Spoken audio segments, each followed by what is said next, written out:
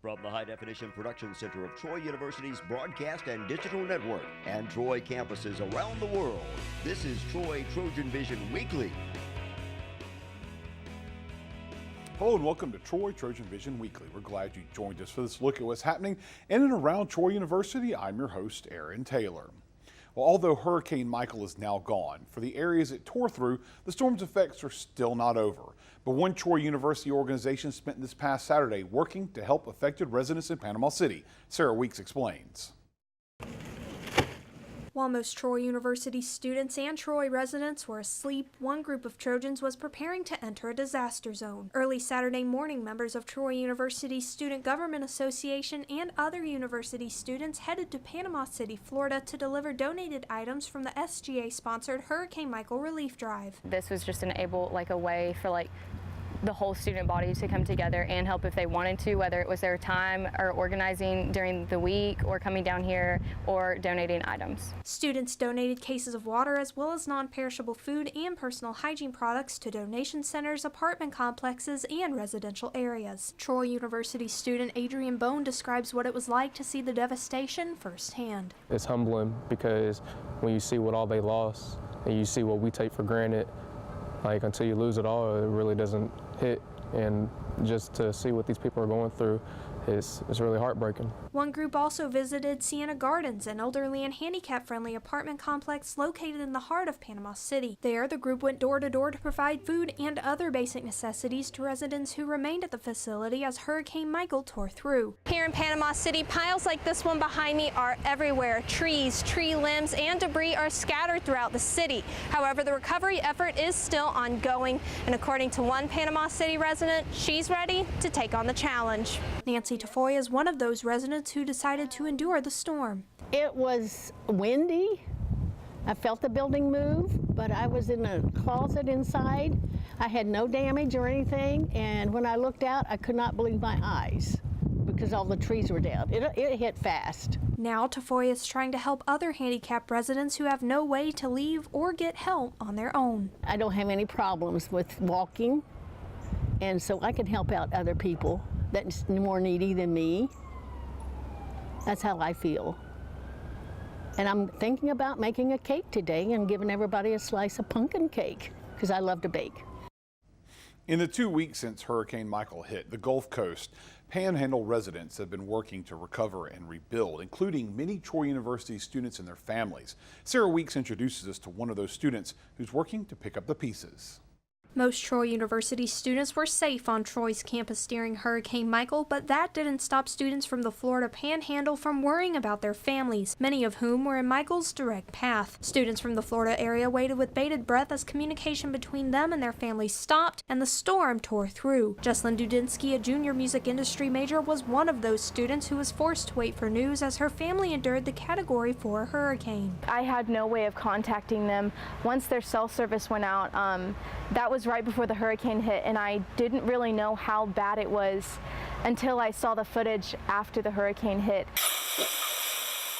Jesslyn's family took shelter inside their home as Hurricane Michael ripped it apart. Their house, which is less than a mile from the beach, now looks similar to a war zone. Their roof is gone, their ceiling has collapsed, their front windows are shattered, and the family must now move out until the house is safe for them to live in. Jesslyn's sister was inside the house when the storm arrived. As we were hunkered down in our back bedroom, I heard glass shatter, which was these windows, and then we heard just debris just hitting the house, and we heard the crack of wood when the whole front porch and roof blew up and back into the backyard, and we just heard a lot of just crashing and the sound of wind. It was as if you were in a tornado. Although Hurricane Michael's impact was first felt 2 weeks ago, the Dudinskys are still dealing with devastation left in the storm's wake. There's not much you can do about this. You just kind of put your head down and start moving and, try to do the best you can.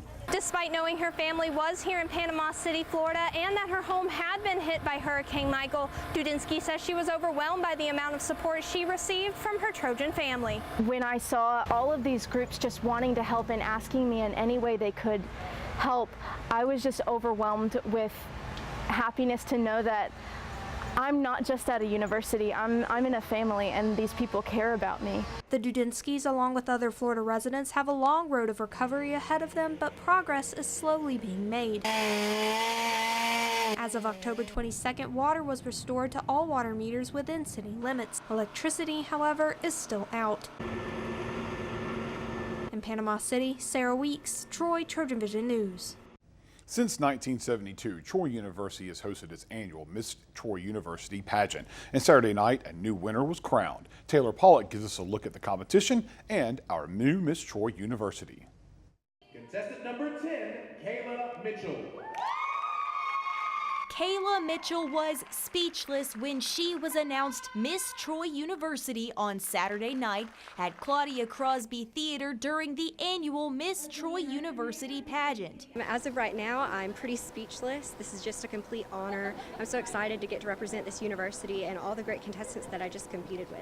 However, where a new reign as Miss Troy begins, another one ends. Miss Troy University 2018 took her walk on stage as the reigning Miss Troy for the last time. Of course, I was really sad, and it's just been such an incredible year serving this university and the place that's become my home away from home for the past 4 years. But I'm so excited for the next Miss Troy University to have the same experiences that I did. The winner of the pageant is awarded $7,500 in scholarship. However, the money may not necessarily stop there. Well, the Miss Troy University is a preliminary to the Miss Alabama pageant, which is also a preliminary to Miss America. Miss America is the leading scholarship program for women. It awards over $250 million worth of scholarships to young ladies, so definitely we want our girl to have that opportunity.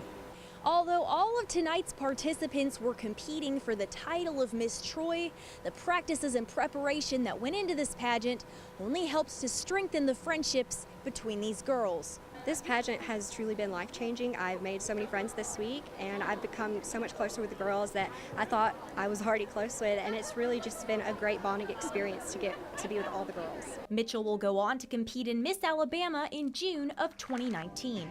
Taylor Pollock, Troy, TrojanVision News. Troy University is hosting a high school robotics competition this weekend, but before the teams can compete for real, they had to test what they'd built so far on a practice course.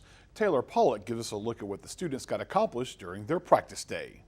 Troy University Best Robotics gave middle and high school students a chance to test their creations on Friday during a robotics practice in the Trojan Center ballrooms. The week before the competition, we have what is always called practice day. And on practice day, that's the day that the teams get to come and try their robots on the field to see how their robots will actually fare in the game, which is a head-to-head competition. Robotics teams are given identical materials to work with and have just 42 days to design, build, and market their robot. Practice day gives them a chance to see if that work is a step in the right direction. The robots at this stage, they do not have to be completed. As a matter of fact, one of the purposes of practice day is that so that they can make modifications. The theme of this year's competition is current events. Using an electric current, robots must be able to clean bottles and other pollution off of the course. I think we learned a lot. We've put it on there and figured out some problems that we need to fix, and we've made a plan to go back to school next week, fix it, and then come back next Friday and Saturday, and hopefully it works better.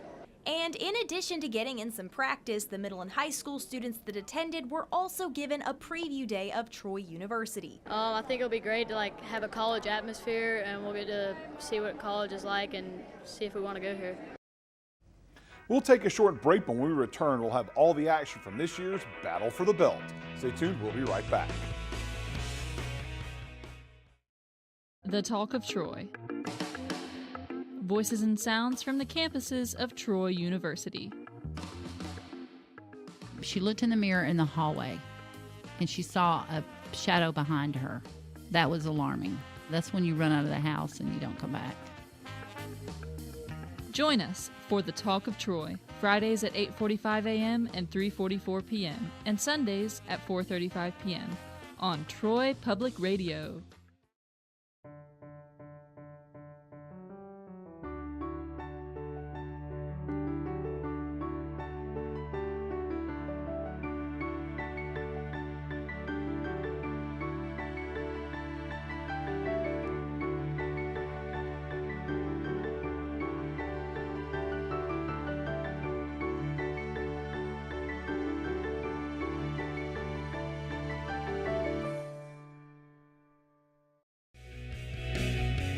Now back to Troy Trojan Vision News Weekly.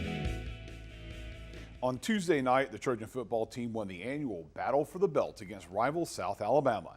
Antonio Reese has all the action from Mobile. On Tuesday night, the Trojans football team traveled down to Mobile to take on in-state rival South Alabama for the Battle for the Belt. The Trojans came into the game seeking to turn around the upset they faced the previous year against the team, and they did just that as the team finished the game 38-17, securing the belt for the second time in the past 4 years. The Trojans took the lead early in the game and never seemed to let up as quarterback Sawyer Smith went 9 for 16 for 158 yards while passing for 3 touchdowns, and running back B.J. Smith rushing for 170 yards on 22 attempts. This makes the 4th straight 100-yard game, tying him for the most in Troy history to complete this accomplishment. The team also saw solid production out of wide receiver Damian Willis, who scored 2 touchdowns in 5 receptions as he finished the game with 132 yards. Head coach Neil Brown discusses some of the key takeaways from the win. Really proud of how our team competed. Since we've got this thing turned around in 2016, our guys have always done a really nice job of bouncing back after some adversity. And this adversity was really caused by ourselves. We didn't play very well a week ago. But I thought the first half was as good maybe as collectively as we've played all season. Great atmosphere. I thought our students were really loud down in the end zone. I thought our fans turned out. And then, if you look at the game, offensively, Sawyer bounce back. In a game, we won't play a game closer to his home. And he had a lot of friends and a lot of family here. So I was happy for him that he came out in that first half and hit a couple balls and really got going. And then B.J. Smith, 4 straight 100-yard rushing games. There's not a better kid in our program, so he deserves all the accolades that he's getting, and we've got to continue to lean on him heavily. With the Trojans now 4-0 in conference play, they will now look to increase that lead to 5-0 next week when they take on Louisiana Lafayette for homecoming. Antonio Reese, Troy, TrojanVision News. And while many of those Troy students in that story got to see the rivalry belt from afar Tuesday night, many students got to get a more up-close and personal look at the belt on Wednesday as the football team showed off their newly gotten reward to the student body that supported them. Seth Hawk has more. Just hours after returning to Trojan territory with their newly won championship belt, the Trojan football team took a brief tour of campus showing off their gold and letting Trojan fans pose with the title belt. After coming off a loss last year playing them, it's good to be able to bounce back the year after and get a win, especially like in a rivalry game like this, being an in-state rivalry that we get to play every year. We take a lot of pride in that game. With South Alabama being Troy's biggest Sun Belt rival, Sumter explains what winning the belt back means to him. It just means we're kind of like the champion of the state, especially within this rivalry. And so it's just kind of like a trophy for us and kind of significant for what we've done throughout the week to be prepared for this game. One Troy student says that the belt is more than a prize for the football team, but a prize for the student body as well. What it means to us as students is that it's the hard work and dedication of our entire fan base coming out to support our team, the school that we love, our football team, everyone. It means so much to me as well because I love the football team. I love what Neil Brown is doing with this program, and I'm just excited to see how everything will turn out for this season. The Troy Trojans will hold this, the Battle of the Belt Championship, until the next time they play South Alabama next year. The next time the Trojans are in action will be November 3rd against Louisiana Lafayette. Yeah, we're going to definitely get some rest. We have a longer period of time where we don't play. We'll get our game plan a little bit earlier, so I think we'll definitely be prepared. I know the coaches and Coach Brown will all get us prepared from a game plan standpoint. We'll rest up. We're going to have a lot of time to practice and go over the stuff. So really, it's just a lot more time for us to get prepared. So really, that's all that changes. Really an advantage for us, I would say. While a few hundred Trojans made the trip to cheer on the Trojans in Mobile, many couldn't make the trip to Ladd-Peebles for Tuesday night's game. However, the good news was there was still an opportunity for Trojans to come together in one location, do some cheering here in Troy. Cody Giles shows us how. Tuesday night, a crowd of people met up on the Troy Square for a viewing of the long-anticipated rival football game of the Troy Trojans versus the South Alabama Jaguars.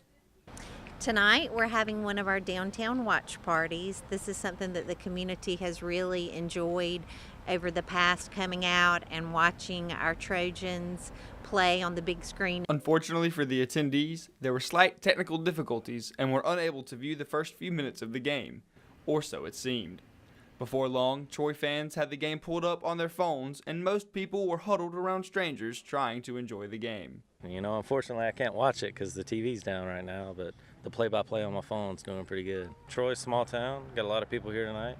Not bad. After some meticulous work, the game was shown on the big screen, and the attendees could finally enjoy the event as a community, and just in time. As the game came on, Troy scored their second touchdown of the half.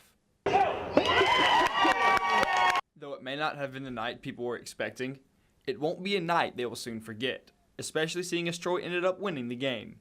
And if you didn't get a chance to attend, there are more events in the future. The city of Troy tries to keep its citizens informed through TV and radio ads, but the best way to stay up to date with events is through their social media. It's downtown Troy, Alabama. We're on Facebook, Instagram, and Twitter. Cody Giles, Troy, Trojan Vision News. We're going to take another quick break, but when we come back, Troy students got a unique look at the world of NASCAR. We'll show you how right after this, so stay tuned.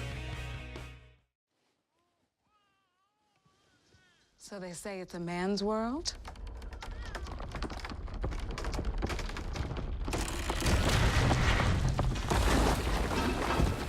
Well, I don't see anybody's name on it. While they were out doing their thing, we slowly changed all that.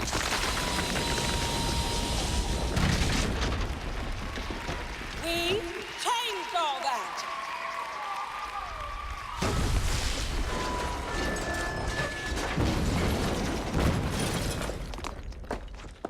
Today, women can do anything men can do.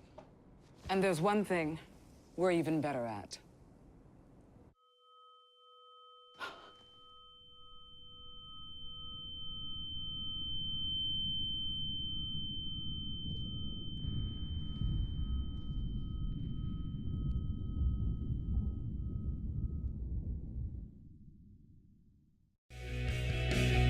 Now back to Troy Trojan Vision News Weekly. Have you ever heard people say NASCAR is just driving around in circles? Well, Troy University students had the opportunity Wednesday evening to learn a little more about the sport through film. Joshua Thomas has the details.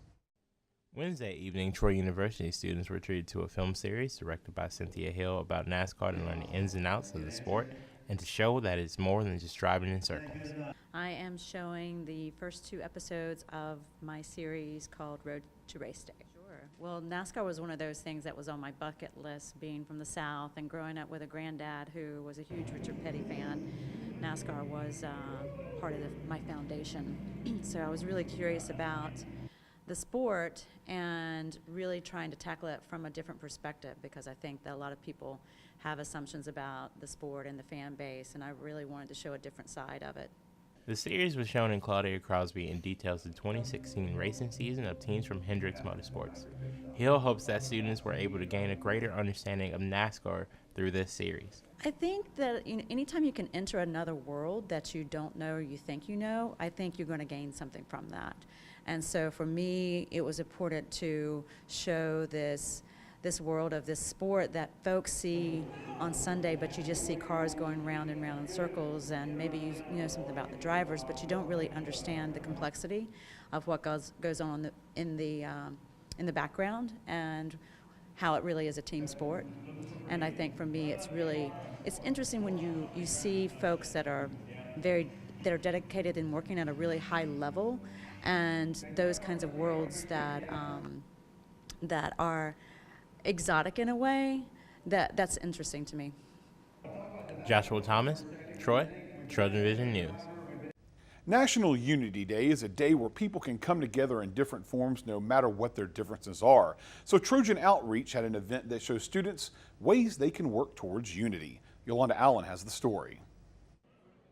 Trojan Outreach celebrate National Unity Day with Troy University students to show them that it's okay to be different from others as long as we unite together. We are NTC today. We have this huge banner, and we're basically getting people to put their handprint on as a symbolism of we're all human, we're all people, we all go through different things, and we're united in our differences, but at the same time, we are one. Not everyone knew it was National Unity Day, but some appreciate the diversity that we could share among others. I didn't know it was National Unity Day, so I like that they had it out and could show us. I think it's really cute, the different colors to show the diversity between people, and that we use our handprints because it's very personable to people. Trojan Outreach explains to students that we are not so much different after all. I think that sometimes diversity isn't appreciated as much as it is. So what we want to talk about today is we've been talking with people that come to our table about what makes them unique, what makes them different, and then we just kind of talk about how we all have bones, we're all human, we all have feelings, we all have things that make us similar. In the month of November, Trojan Outreach will have a nutrition and thankfulness event. Yolanda Allen, Troy, Trojan Vision News. Every week, the International Student Cultural Organization teaches students about the many cultures from around the world represented here on Troy's campus. However, this past week, ISCO focused on America and more specifically, soul culture. Joshua Thomas has the story. Thursday night, Troy University's ISCO held Soul Night to introduce international students to the African American experience and the mood that captivated the late 70s. So we have a soul night tonight, so it's basically a few of our friends talking about African American culture and what soul food and soul music and soul people are all about. During the event, students were able to learn what soul was all about and what it meant to the African American community to have something called their own. The presentation featured different recipes from African American culture and clips from the hit television show Soul Train. We were just talking about soul food and like how soul impacted the African American culture and like how it's represented and presented today. Presenter Tyleek James comments on why he feels Soul Night was important. I think it's important because soul is still a big part of a lot of people and a lot of African Americans themselves. And I think it's just important to like make sure we remember everything that happened. After the presentation, students had the opportunity to form their own Soul Train.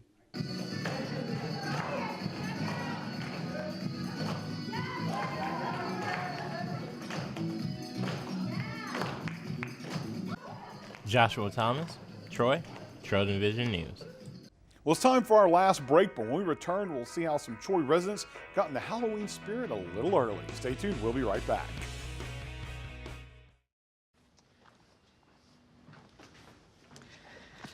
All right, I know this isn't any fun to talk about, but we should. Okay, so who's gonna do what? I'll pack the dead batteries. Great. I'll only put what I don't need into a duffel bag. Perfect. That's totally unhelpful. No problem. Meanwhile, I will try to comfort everyone by speaking in a calm voice. And I'll try to get the generator going without any gas. Oh, let's not forget the cell phones, which probably won't work. Right. And who is going to handle supplies? I can forget to do a list for us. Thanks, pal. Well, I think we couldn't be any less prepared. I'm proud of you guys. Talk to your kids about who to call, where to meet, what to pack. Visit ready.gov/kids for tips and information. Now back to Troy Trojan Vision News Weekly. Halloween is right around the corner, and in that spirit, the city of Troy turned the downtown square into a place where residents could watch a movie that many consider a Halloween classic. Anna Kate Patterson has more. Hocus Pocus is the movie that many immediately turn to during the Halloween season, and Friday, Troy area residents had the chance to watch it on the big screen during downtown movie night. This is my first time ever coming for a movie night, but we heard about it for Halloween and of course Hocus Pocus being the one tonight, so we all, family, mother, husband, and of course newborn baby decided to come tonight. And the city of Troy didn't have to cast a Sanderson Sisters spell to draw a crowd to this event. Residents came simply for the sense of nostalgia and to share the event with their families. For me personally, it's part of my childhood. I mean, the movies came out, 90s, and that's when I was born, and I have watched it every year, and it never gets old. It's a part of Halloween and my childhood also. Well, I remember watching this with my parents and my friends, and this is the first time that my pseudo family, all of us, were out here together. So it's a great movie to start off with because it has a really great storyline. Of course, Halloween right around the corner, and the kids love it. They find it hilarious. And for one resident, Friday night was an opportunity to pass on a Halloween tradition. For grown-ups and children, because like I said, Hocus Pocus is a part of my childhood, and it's bringing your children into it. That way you can connect with them about Halloween and the whole thing. That way it brings all of the family together instead of just the children. Local residents had a one-stop shop for helping improve their health and well-being. The City of Troy held a health fair offering free screenings, advice, and education about overall wellness. Local businesses and health professionals were among the vendors. Adoria Hughes has the details. Residents of Troy got a chance to meet and greet with healthcare professionals and representatives in the community to get screenings and ask questions regarding their health. This is an annual event that we do to better the at-work and at-home lives of our employees. We want our employees to be healthy and happy and be more productive as a result of that. So this is just another opportunity for them to take advantage of this free opportunity to come and speak with these vendors, these local healthcare providers, get their eyes checked, get their ears checked, and just have an opportunity to better their life and in turn have a happier family life as well. We want them to be happy and safe at work, happy and safe at home. One of the main things taught here at the City of Troy Health Fair is for those individuals who have a family history of high blood pressure to be sure that you monitor your blood pressure weekly. In addition to receiving healthcare advice, individuals were able to learn about roadside assistance and the importance of the benefits. You know, people don't realize that AAA covers the person and not the car, so regardless of who your teenagers or college students are out driving with, they always have coverage through AAA, and you know, if they have any car issues, and it's great to have that peace of mind. To help those affected by Hurricane Michael, water and items were collected from those who attended. We've encouraged our employees who are attending the health fair to bring some relief items, drop them off at the health fair, we'll pass them along to public relations, and they'll go to the areas where they're needed the most. So this is kind of like a dual effort here. We're doing the health fair for our employees and trying to make a little bit of leeway toward the relief effort toward as far as hurricane victims are concerned. Adoria Hughes, Troy, TrojanVision News. Seeing students kicking around a soccer ball in the quad is a fairly typical sight. However, the game of soccer got a little more interesting on campus. Well, that's because students were playing the game wrapped in giant inflatable bubbles. Stuart Bradley gives us a look at the bubbly, bouncy fun. Don't worry, they're okay. On Thursday night, the University Activities Council hosted bubble soccer on the main quad. Students were invited to slide into an inflatable bubble and compete in short matches while also trying to collide with each other. So bubble soccer is basically you have giant inflatables. You get inside of those and you have a soccer ball. You just basically playing soccer, but inside of an inflatable, you get to hit each other. It's completely safe, so you're not gonna shouldn't get injured. Well, you're in a bubble, so it's more kind of one-on-one intense. You get to run into people, and hopefully you run into them hard enough to where they kind of tumble over. While at its core the game is still soccer, some would say that the giant bubble adds to the difficulty of the game. It was definitely harder because you would hit somebody really hard and you would think they were going to fall over and they never did. So I would definitely, and you can't see the ball. It's hard to see the ball because you can't see your feet. Bubble soccer has become a yearly tradition for UAC, as feedback, according to Johnson, has been very positive. And one thing that Johnson enjoys is how it benefits the students. I love getting the feedback. I love hearing them say that I love this event, I want you to bring back this event, and also getting them to network with each other. And I think that's a big thing with college is networking and making those friendships. The next UAC event will be Bingo Night next Wednesday. Stuart Bradley, Troy, TrojanVision News.